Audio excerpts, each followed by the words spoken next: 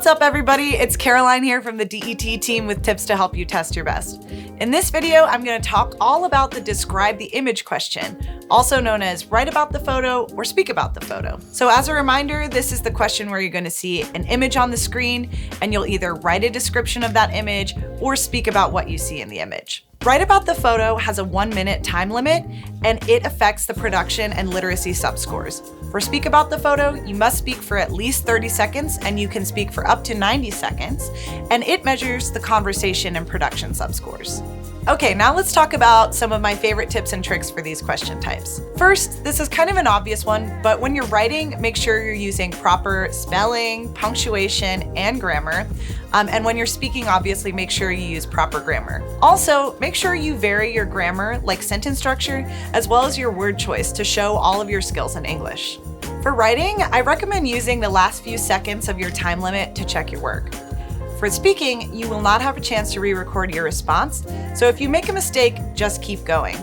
Also, make sure you're thinking about speaking loudly, clearly, and at an understandable pace. Another piece of advice is that as long as you're on task and still using your highest level of English, you should try to speak or write as much as you can. So for writing, the directions say to write one sentence, but try to write more than one if you can.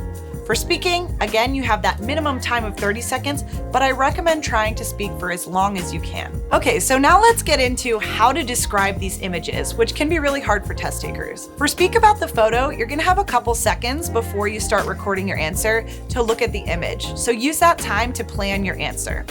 For write about the photo, you'll see the photo at the same time as the timer starts. But don't worry about memorizing the image because you'll be able to see it and refer back to it the entire time. Another tip is to try to go beyond simply labeling the image, so really give an in-depth description of what you're seeing. If you see objects in the image, use adjectives to describe them, and use strong adverbs and verbs to describe what's happening. If you get stuck, consider asking yourself questions like, what is the weather like?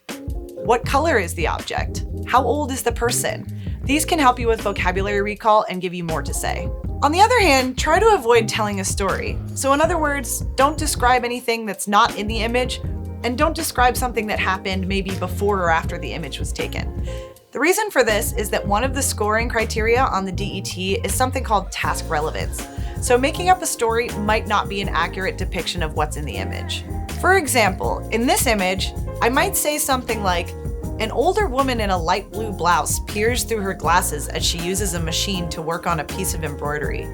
But I would not say, a grandmother is making her granddaughter a birthday present, because that is a fictional story that's not clearly shown in the image. If you want to practice these question types some more, check out our practice test or our test readiness guide where we have sample images for you to describe. I really hope this video was helpful, and if you have any more questions, put them in the comments down below.